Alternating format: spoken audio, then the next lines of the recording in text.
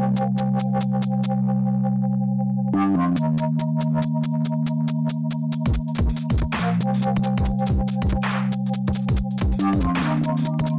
everybody, Isaac here from MTB Show on YouTube. Today I'm just going to show you a quick tip to remove a downhill tyre off a downhill rim a lot easier and hopefully toolless. Alright, one of the most important parts of removing a downhill tyre off a downhill rim is to make sure there is no air in your tube. So this is a brand new tube, so I'm just going to deflate it. But even if it's a slow leak or a pinch flat, don't be afraid to give it a bit of a hug and just squeeze all the air out of the tyre.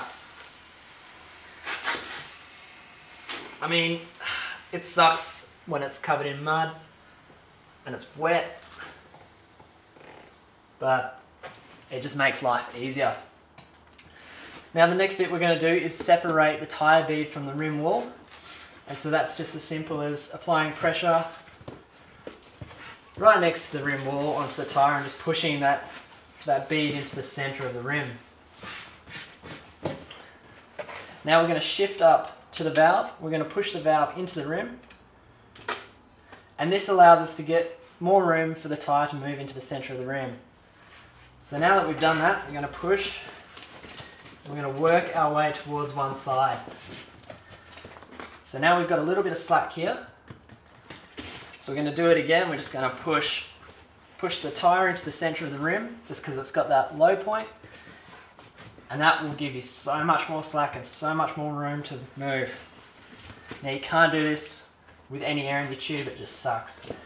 Now that we've got all this slack here at the one end of the rim opposite to the valve, we're just going to pick it up and hoik it back, and there we go, it's popped over the edge. We're a happy camper. Now we can remove the tube from the rim. Huzzah! And it's always good to check inside of your tyre for any gravel, any loose items, any glass, and then always check your rim tape. If you've got your tyre off, you may as well check your rim tape. So many times has there been a crack in some rim tape and it's just been pinching on the tube and just wearing it out. It's the cause of a lot of flats. So now we're going to put the tyre back on, just making sure it's in the right orientation. So just going to pop it on to one side. Then we've got our new tube, new old tube, and we're just going to put just enough air in this for it to hold its shape, just for putting it in. I mean, we'll let a little bit out later, more than likely, but this is just to help prevent us pinching it whilst putting it in. So we're just lining up the valve with the valve hole, and then we're just going to drop the rest of the tube into the tyre, and then just push it down so it sits over the rim. Come to the valve bit last, just push that in. There we go, lines up nicely.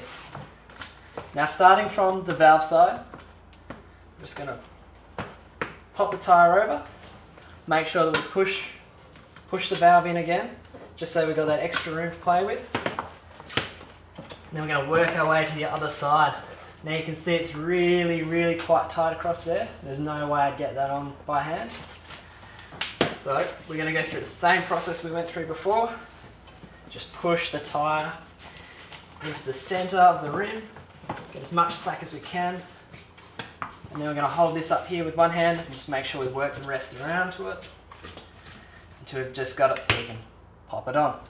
What I'm going to do now is just push the tyre away from the rim and just check to make sure the tyre is not sitting on top of the tube, because if it does that, you'll find that it might pinch it and just flatten it straight away, or even it may not sit on the bead properly and you'll have one tyre sitting up higher than the other side and you just can't straighten it out for the love of you.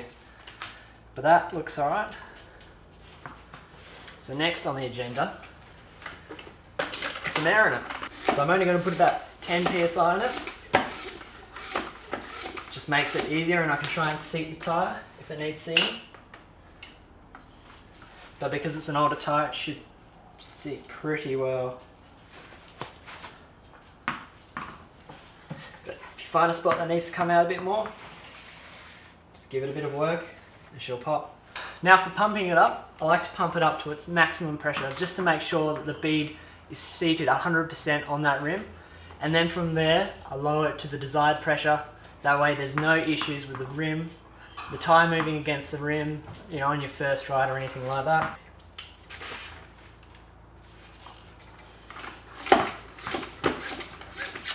Pump away.